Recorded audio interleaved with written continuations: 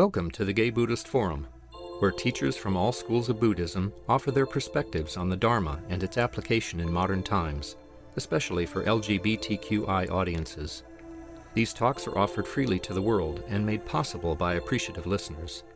If you would like to support our efforts to share the Dharma with underserved audiences, please visit gaybuddhist.org. There you can donate, find a list of upcoming speakers, or enjoy many hundreds of these recorded talks dating back to 1996.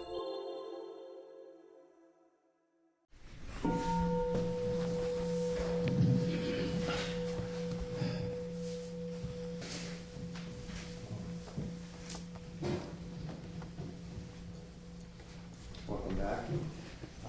Before we introduce our speakers, let's do introductions.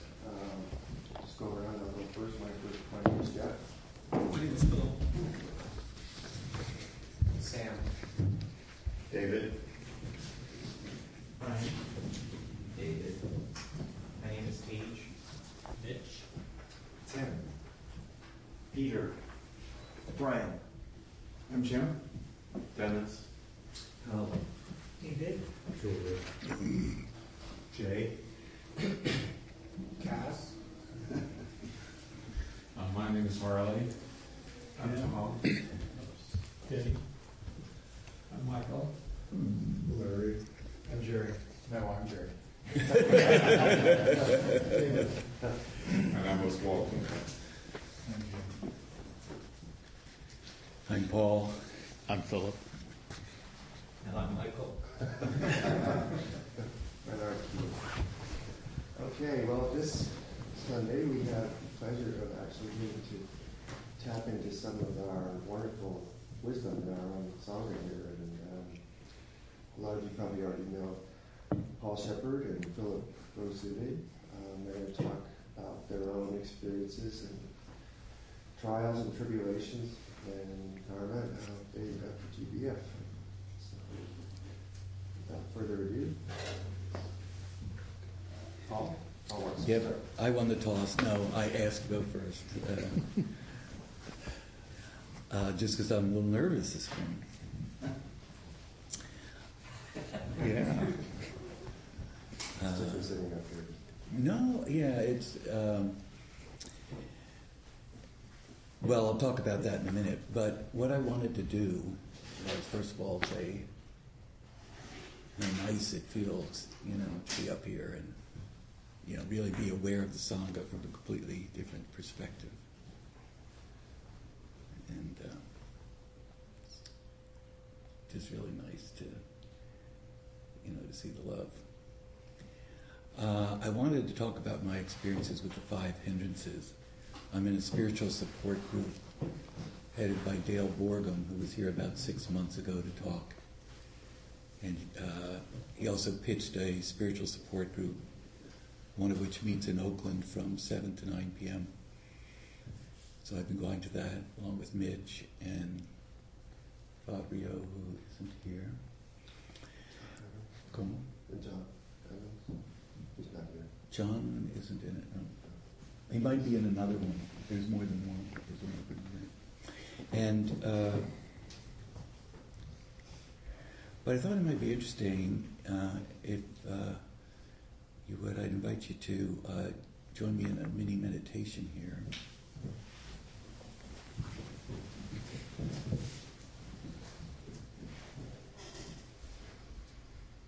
I'm just going to rattle off the 5 hindrances and ask if you remember when you were sitting the last half hour, if any of these arose. The first one is desire. Any sensual desire could be small, like I've got to itch, I've got to scratch that itch. Not that it's a bad thing if you do scratch it, but that might be the mini manifestation of sensual desire. It also includes greed. It also includes something like lust. The second And in a broad sense, grasping is the first one. The second one is, broadly speaking, aversion, manifested in anger, ill will, or hatred. So you might see if any of that came up when you were sitting. The third one is sloth, torpor, and boredom. Very generally speaking, sluggishness of the body and of the mind wandering, and very little effort or no effort attempted to bring it back to the breathing or whatever your meditation focus was.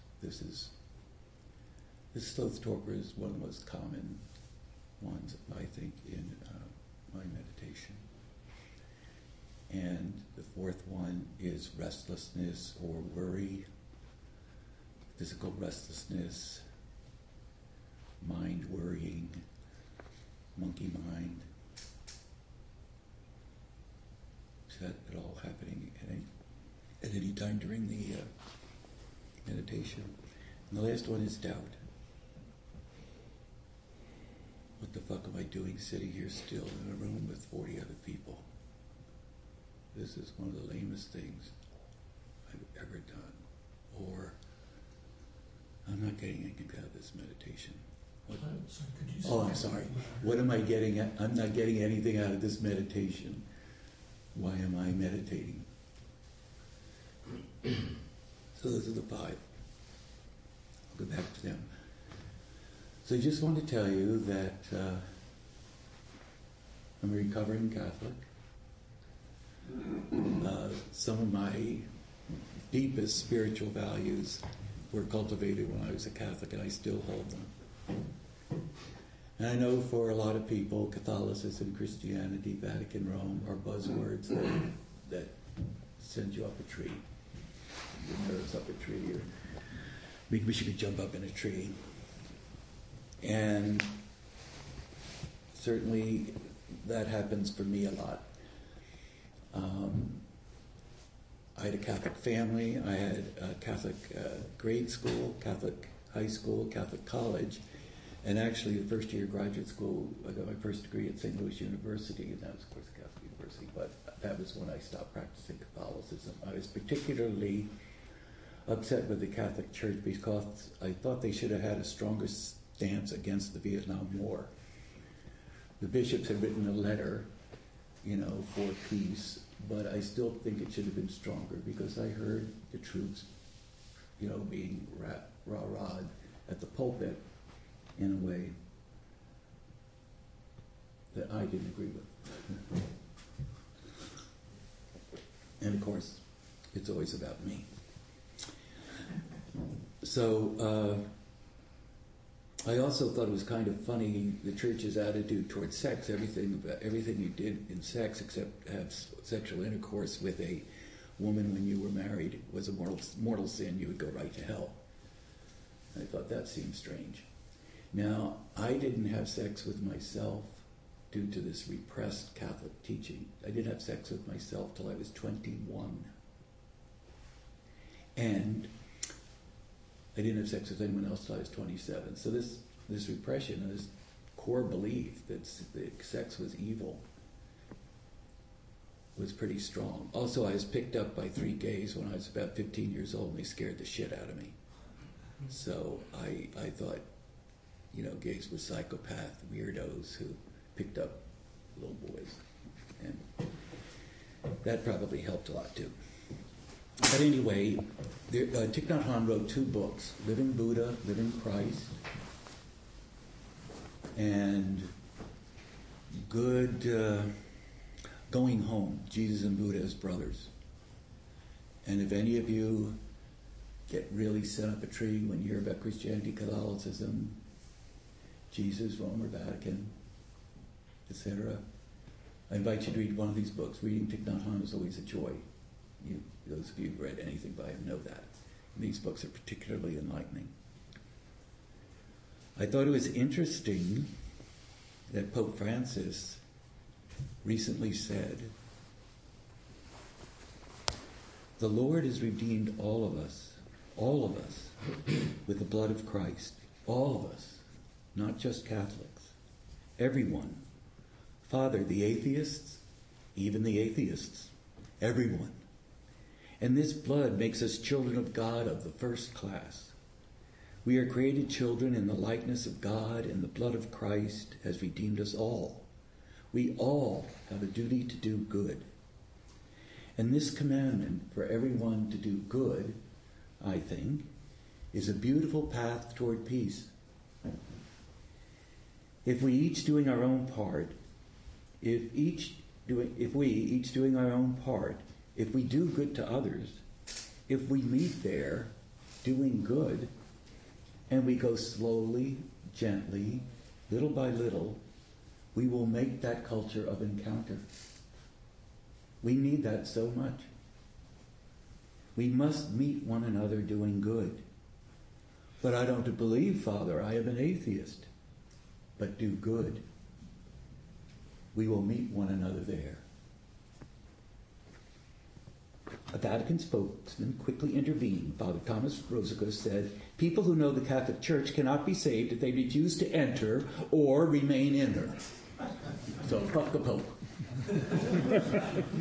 Can you imagine some squirrely little priest coming out after the Pope says a beautiful statement like that and going, oh, wrong, gotta be a Catholic. Poor Pope. Even the Pope can't speak as Pope anymore.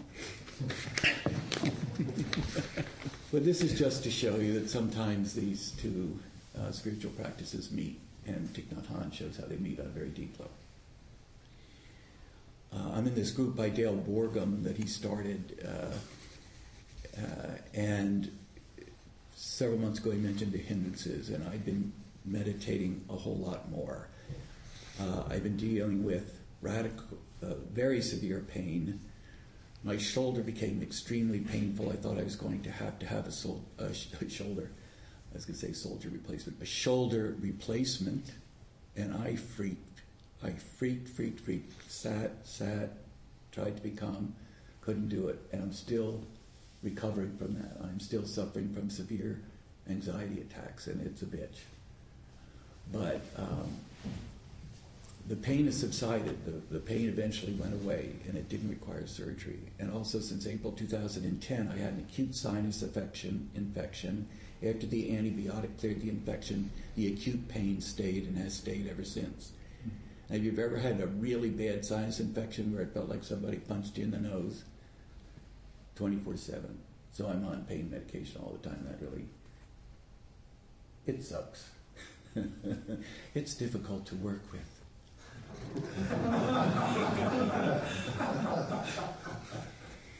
So I've been meditating more, and the hindrances have been arising.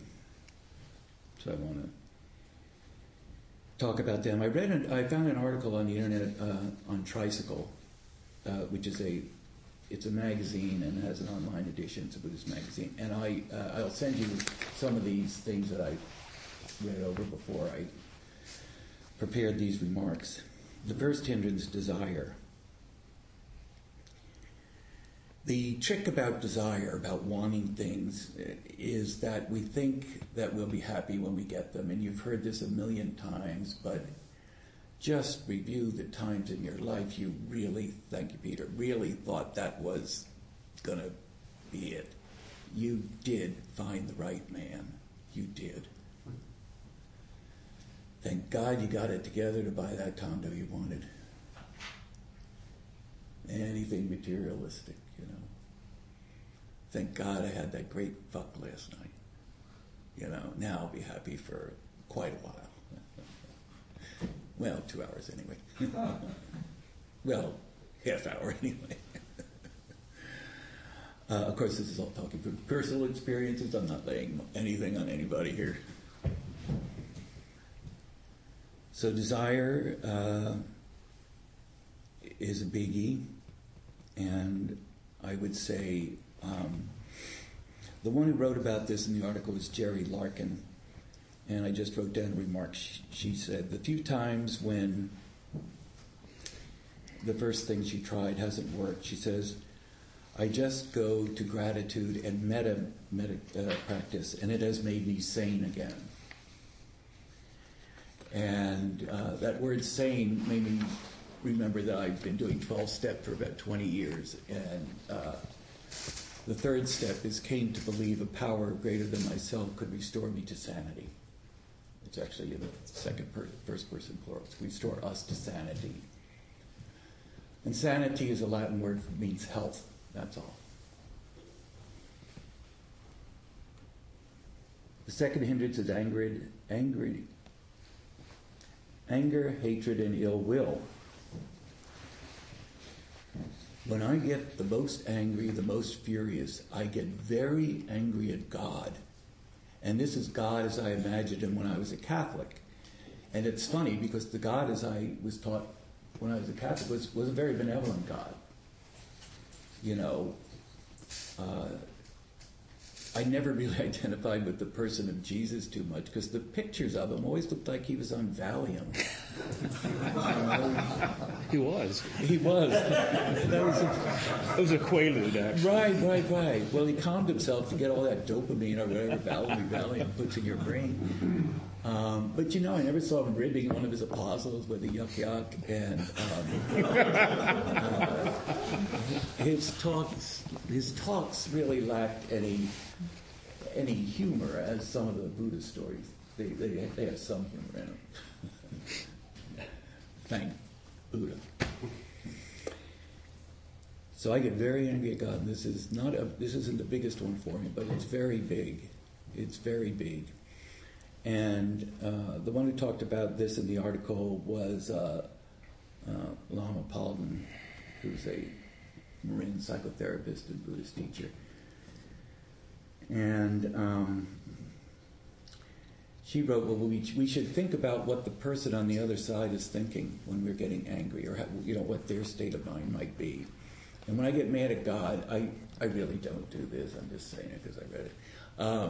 What I might do is, the God of my understanding would be saying, Paul, I'm so sorry you're upset. You know, I wish I was there to take you in my arms and hug you. But it's like an infant kid getting mad at their parent. That's how I am. And it's if any of you have had that kind of rage, it's pretty intense. You know, especially when I feel victim, that I've been given challenges that I just feel crushed by. Getting rid of past resentments, anger, is a huge part of the 12-step program. If you find yourself obsessing about that person who you hated,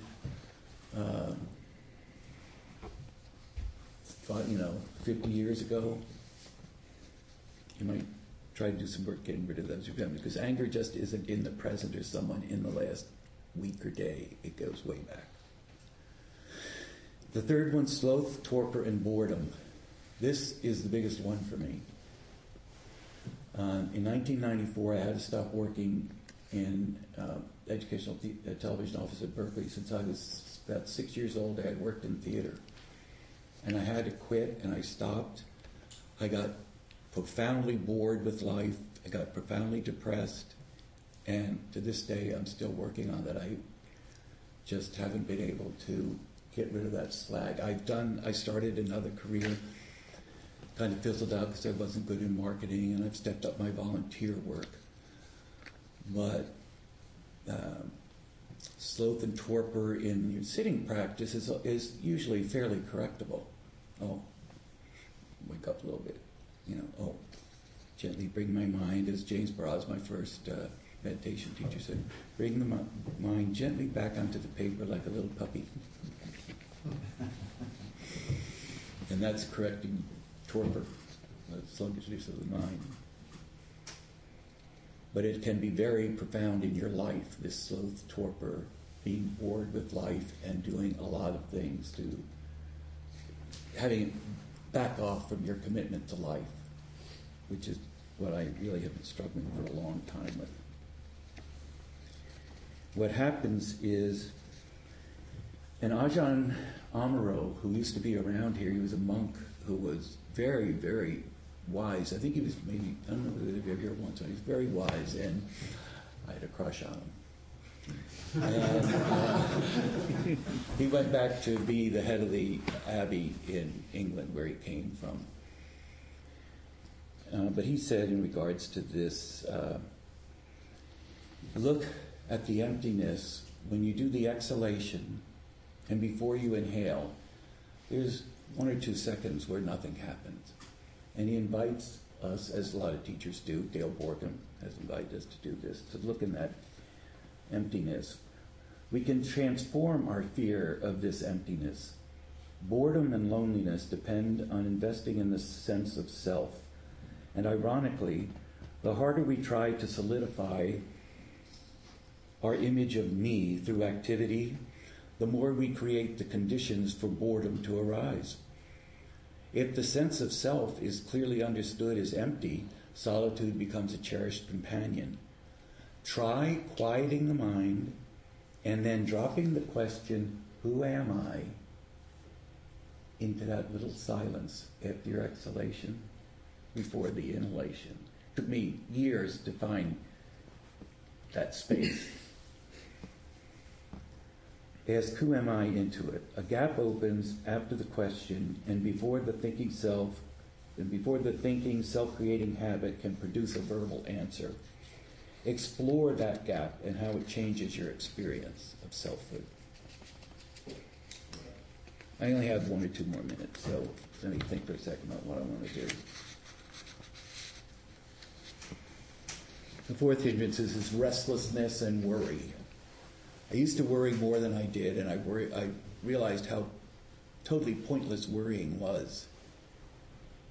I figured out for me it was an attempt to somehow magically affect the future. And when I realized that was really a mind fuck, when I finally realized that, I cut way back on worrying. So now I just get terrified once in a while. I'm going to go to doubt because torpor and boredom and doubt are the biggest ones for me. Doubt is when I stop doing my practice. It happens either because I'm not getting some results that I have established that should be a result of my meditation and reading. That happens a lot. And then another time, things will be going okay, and it's going, oh, I don't need to meditate, nothing up for me, you know. And I realize that at those times, if I increase the service I do for people, you know, put out love for people, I can really increase the joy in my life. I don't have to remain at kind of this little low joy threshold, that I can really increase it. But doubt plagues me. So the 5 hindrances, they're all good. But the slow, torpor, boredom, and doubt really afflict me. And these hindrances are conditions that arise. They're not sins, even though they share the word of some, like doubt is a sin and anger is a sin. These aren't sin. These are conditions that arise. Like a strong wind that keeps your kayak from going straight from point A to B. It is a hindrance that prevents you from going there.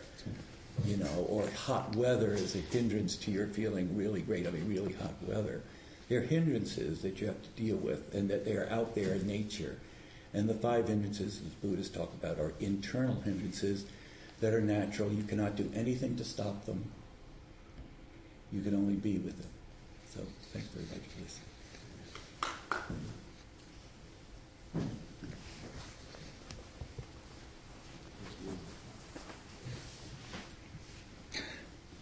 I'm Philip, and I brought my own hissing section. Could you guys practice?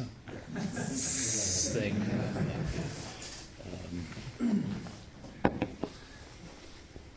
I'm a ragtag Buddhist, I think. I call myself Buddhist light. I've had very little background in Buddhism other than coming here. I don't meditate other than here. I don't have an altar. I don't burn incense. I don't chant. But I keep coming back.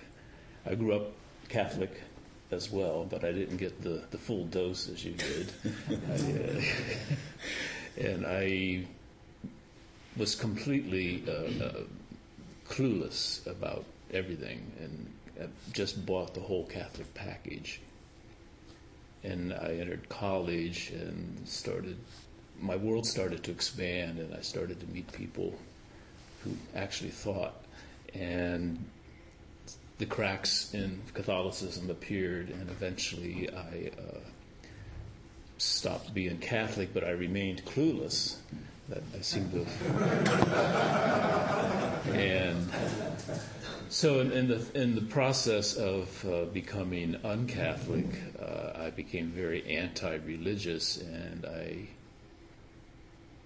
became anti-spiritual. I didn't realize that there was a difference between the two, and that being religious had nothing to do with spirituality, and I had never felt spiritual as a Catholic. I didn't know what that meant. So for decades, I paid no attention to any path or any philosophy. I rejected everything just out of hand without exploring any of it. I was a bit rudderless, really, in the world. I was skeptical of everything, but I kept missing the bigger picture. I let my cynicism prevent me from exploring anything else. One of the things I didn't realize was that I did have spirituality, and it was in my work, especially in the physical work. For a long time, I did photography, had my own laboratory, did black and white work.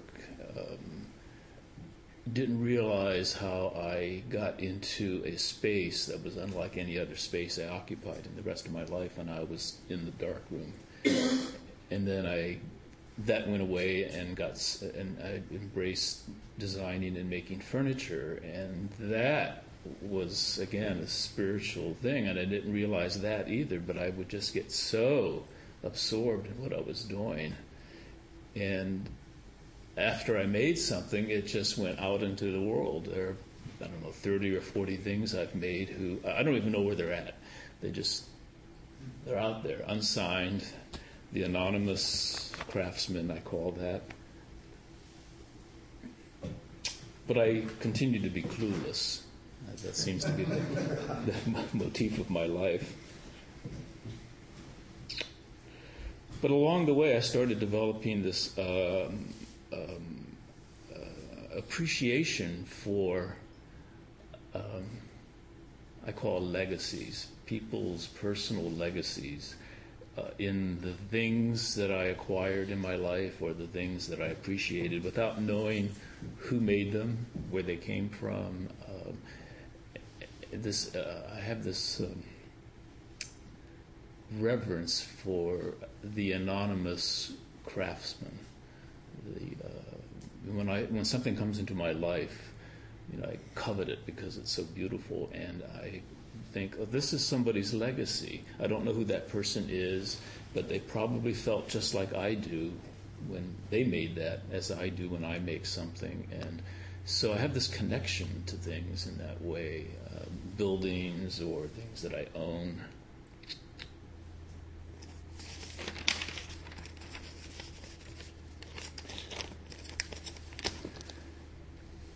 About 25 or 30 years ago, I read this little one-page essay on making things and putting them out in the world, and that it's an act of bravery to do that because it's like putting yourself out there and to be judged and to be used and discarded.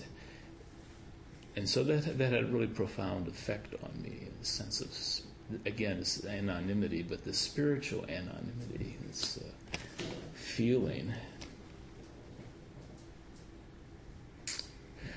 But there was no single event in my life that broke through that cluelessness. I just continued to be really unaware. I just, like in a coma. I used to say I was in a coma for 60 years, and I kind of woke up and oh my God. And I think some of that was I ran on fear. I was always afraid of the unknown or what might happen next. And I think some of that was growing up. I grew up in a family where we had no sense of self.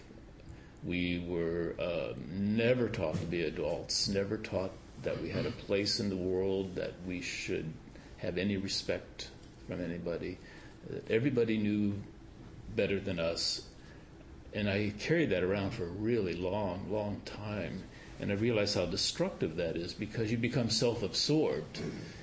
I mean, it's the only place you go is the self-absorbed sense of fear, and it's really selfish. Also, it's there's no compassion in that.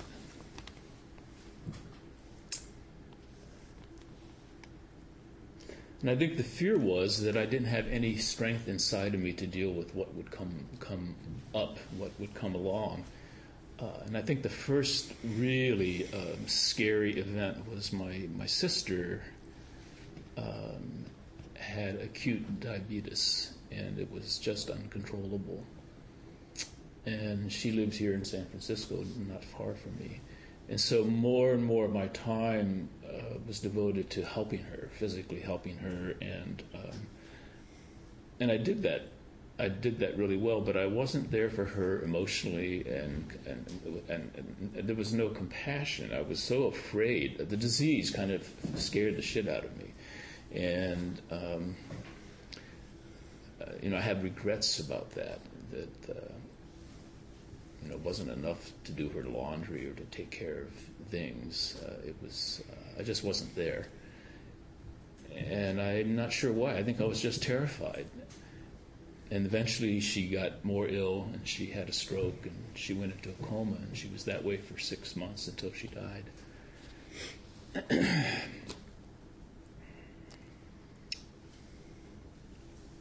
Then my parents lived here for many years, not too far from here. They moved here to be close to me and my sister, and I did not look forward to that move, but I thought, okay, they're moving here, and I found them an apartment, and I furnished it, and I decided this was a test. I never liked my father. I just actively did not like my father, and came to realize he was a mess. He was this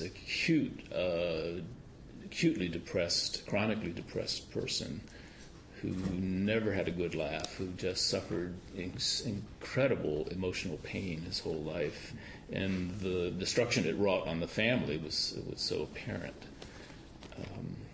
But then I dealt with his illness and his depression, and having to take them to the locked psychiatric ward at Davies Hospital, because he was completely out of his mind at some point until we got him medicated.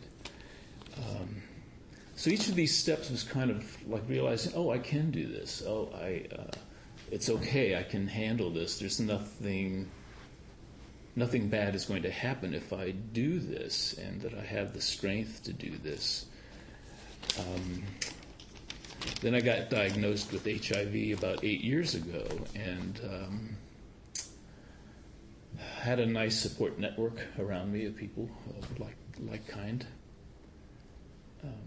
But again, I was still kind of clueless, and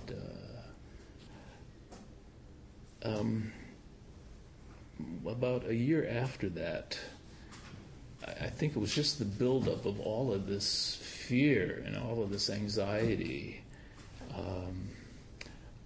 But one day I couldn't get out of the house. I remember trying. I left the house and I came back and I took to my chamber. I swooned a lot for a month. I couldn't get out of bed. I didn't hardly ate anything. I hardly talked to anyone. I thought, this is it. And my father had died at this point, and my mother and I had a pretty good relationship. And she calls up one day and says, I think I'm having a stroke, like 6 a.m. And I'm going, and somehow I pulled it together and got out of the house and drove over there, and she was adamant about not going to the hospital, and I talked her into it. I called 911, And then when those hunky medics showed up, I pushed her out of the way and I said, "Take me. I need all these 4 hunky." They pick them for sweetness and hunkiness. I call regularly now. Oh, I got better. I'm sorry. I'm okay. But and then I didn't realize that this was a tipping point. Having to deal with her. She was in the hospital for several weeks, and then she was in rehab for 4 weeks. But she was 90 years old. It wasn't like she was going to get better, and she had lost her right arm and right leg, and all of the right side. And so the only thing I could do is I took her into my house, into my flat, and she lived there about 2.5 years. And it was during that time that I realized, this isn't painful. It's a chore, maybe, but it's not painful. And you do what you need to do. Wiped her poopy butt every day, and scrubbed her dentures, and fed her, and read the New York Times to her every night, and I tried to get her stoned. She didn't go there. Watched 6 Feet Under the whole 5 years. Get a hint. And so we developed this pretty cool relationship. She was cogent, she was funny, she was engaged. I remember one day, there are 2 men who live up above me, and she really liked them a lot. She really liked men. She really liked gay men, especially. She was just the oldest fag hag in San Francisco. And one of them came down to visit her and sat on her bed because she was in a wheelchair, and then he left, and then Wolf came down, and she chatted with him, and then I said, "You've had a lot of men in your bed tonight." She said, "Yeah, and it's still young." So she had a very good sense of humor about all of that. I think what happened, eventually I did have to put her into a nursing home. We couldn't care for her anymore, but she died within 2 months of that. And during that time, I realized how I could do all of this. And this equanimity took over. And I lost my fear, and I lost my fear about being positive, and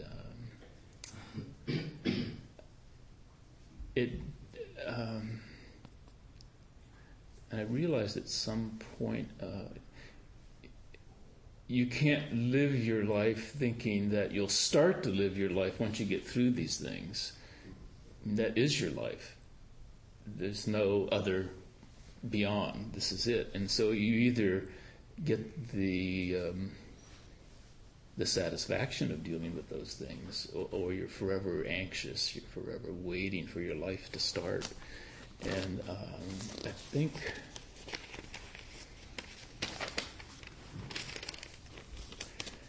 and I think it's washed over everything. I rarely feel anxious.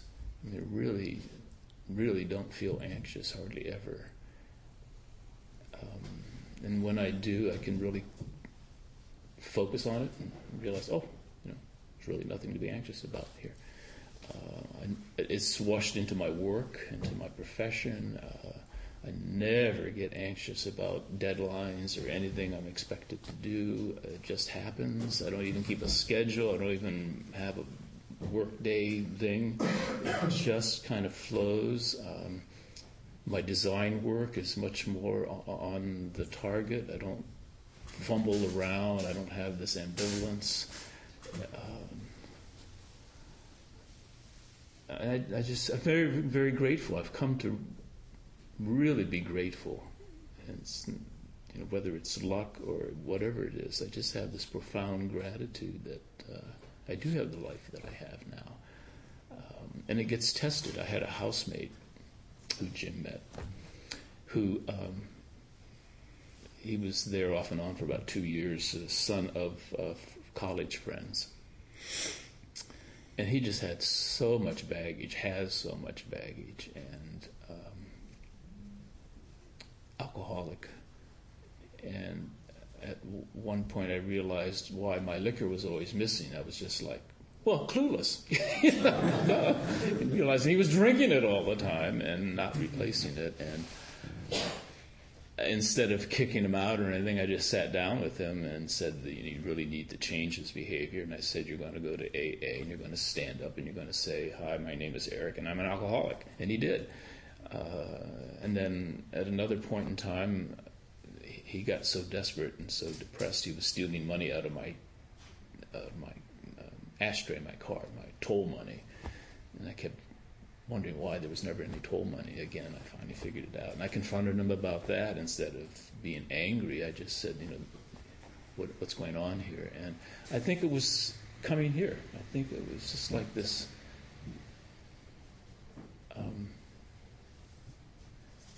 being able to deal with nearly anything that comes along in an appropriate way, perhaps, the right way. And I started coming here. I think Jim was the provocateur, as always, who forced me to come here. And I thank him for that. So that's my story. Thank you both so much for sharing your wisdom, compassion, and your wonderful senses of humor. We still have a good 5 to 7 minutes. You guys up for feedback or questions?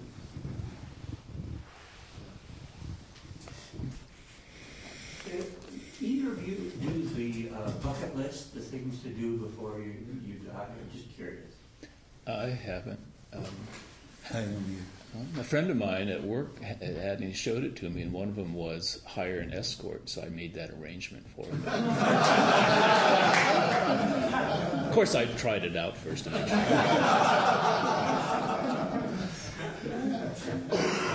It went very well. Have you? Yes. No, I haven't made a bucket list, no.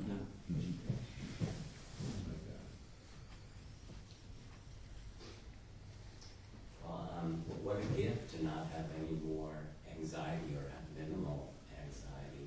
What do you think the factors are that brought that about? I think I was always afraid. Just afraid of everything, really. My father was afraid of life. I mean, everything made him anxious and depressed. And I grew up that way as well. So what would change? What allows you to not have anxiety now? Getting some confidence that I could handle most anything, and that it was rewarding, actually, rather than running away from it. It was rewarding to handle stuff. And being compassionate helped, and realizing I'm not alone here, and stop being so self-absorbed. And as somebody I worked with once said, you have to walk in the other person's shoes. And so I try to do that more. I thought it was really interesting that you said that you let your life wash over you also. That seemed to be part of it. Letting your life touch you gave you ultimately some confidence. Thank you both for really interesting talk that made me think a lot. But Philip, there's something you said that kind of in passing, but that rang a bell with me. In my case, one area where I find myself losing myself and getting into it and thoroughly enjoying it's in my small garden. I like to look at the plants, occasionally look at some of the spiders that are there and admire them, even though I'm not particularly fond of them. But there's a few objects that are left over from long ago, a partner that had the past of AIDS, and whose previous partner had at one point or another gotten some leftover stuff from Victorians that had been demolished. So there's an architectural feature about this, I think it's called volutes or something, that I have in the garden. And I often look at those and imagine what kind of history that object had. Clearly came from this area. The person that, or people that put it together, the building that it served at some point, and how it passed from hand to hand. It's now sitting in my garden, probably on its last absolute leg, because it's falling apart, this wood. And I get a lot of, it draws me in. It's a really an interesting connection of like, whatever I do, all these things are the result of people's work that happen over time. Some of those are people that were really into it. So. Yes, one of the things that I did for a long time, I collected appliances that had a particular fondness. You hush, girl. Really, I had an entire room lined with walls. I had about maybe 400. It's like toasters, percolators, juicers, anything, everywhere. And they all were in mint condition, and I found them. Garage sales, flea markets, I would clean them and look them up and find out who cleaned the company. And it was my way of stewarding these things that otherwise might be lost or thrown away.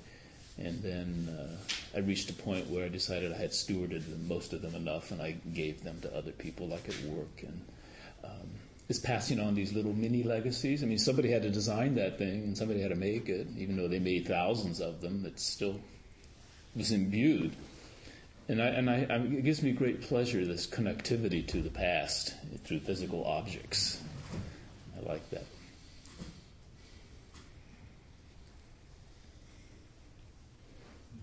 Yeah, thank you both. This is exactly why we have Dharma Duos. When people tell the truth, it's very moving. Thank you both. And Paul, the fact that you have chronic sinus infection pain, just I salute you. I had a sinus headache once, and I almost killed myself. I couldn't believe that it was so invasive. What are your tricks in dealing with that type of pain? Are you oxycodone and drugs. Okay. Acupuncture also, right?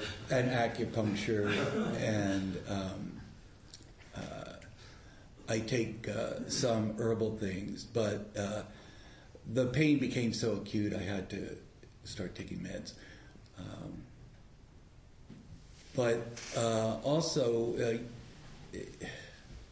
you become used to it, and so it isn't as quite as bothersome as it was in the onset and before anything could be done about it. So in that way, I guess on some level I've accepted it. As other people who have more noticeable disabilities become adjusted to them. So I have to. But I'm glad someone can share the pain of these things. I was wondering, either of you, what is the most difficult thing that you deal with now in your life?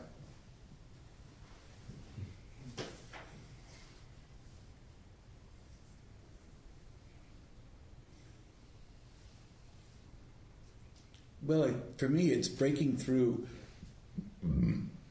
like Philip said, the self-absorption of the things I have to deal with. And I belong to this group of seniors that helps other seniors. That really helps me get out of myself, helping other people, and stepping up my spiritual practice.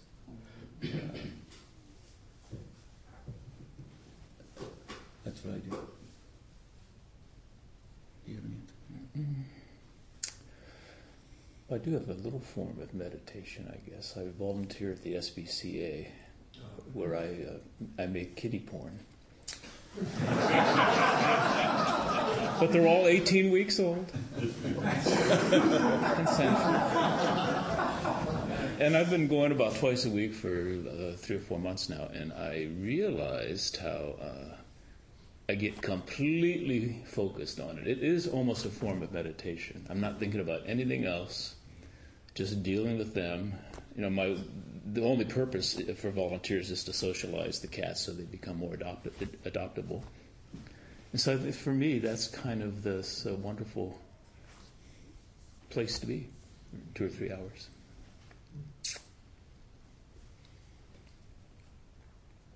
I have a question. It's more on the Buddhist front.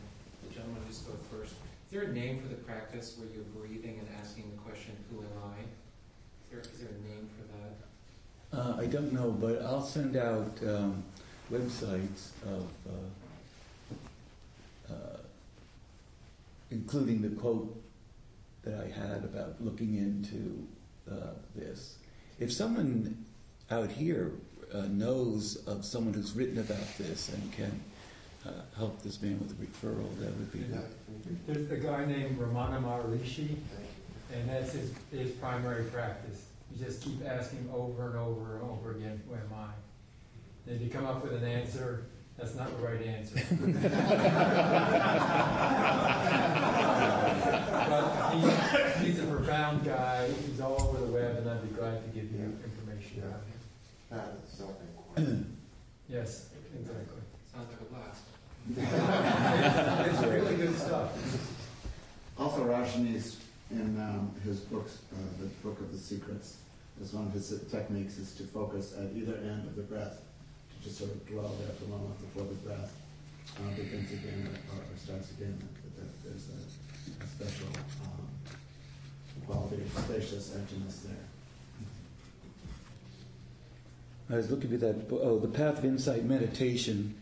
The book is more or less an introduction to meditation by Jack Kornfield and Joseph Goldstein. Somewhere in there, in talking about the hindrances, there's an explanation of looking into this void. You're asking about the question, who am I, right? Well, I think it's an interesting thing to place that within the breathing. So. Okay. Okay, that brings us to the end here. Announcements?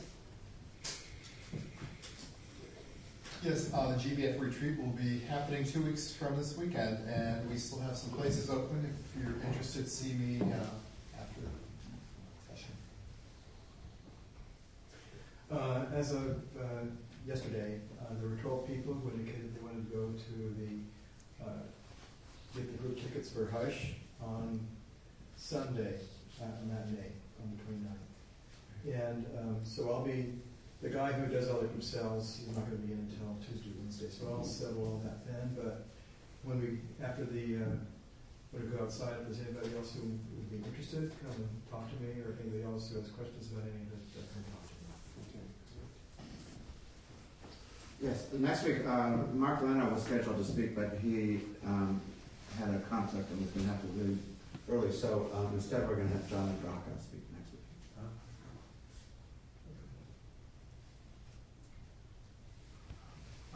I'm your host today. Stay and enjoy the fellowship of the sangha. We have tea and hot water for tea and refreshments. If you have hot tea, please wash a cup with lots of water. I'll be coming around with the Dawn bowl, and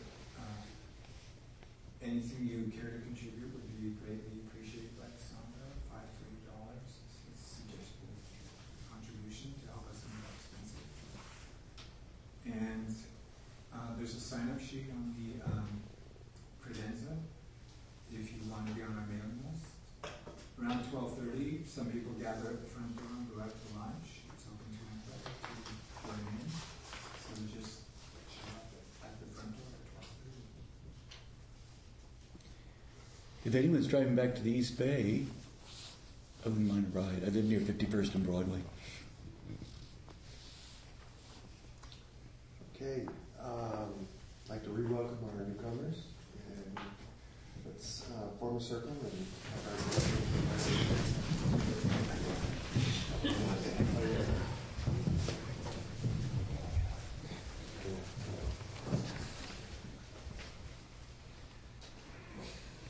Thank you for your practice.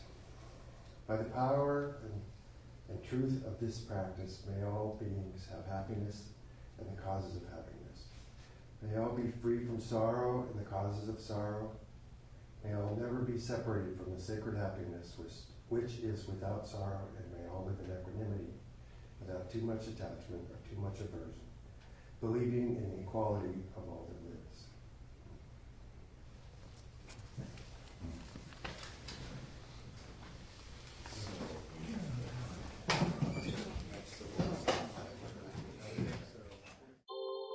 Thank you for listening to the Gay Buddhist Forum. If you would like to hear several new talks per month and be notified of upcoming speakers so you can participate live, please subscribe to this podcast, like us on Facebook, and join our mailing list by visiting gaybuddhist.org.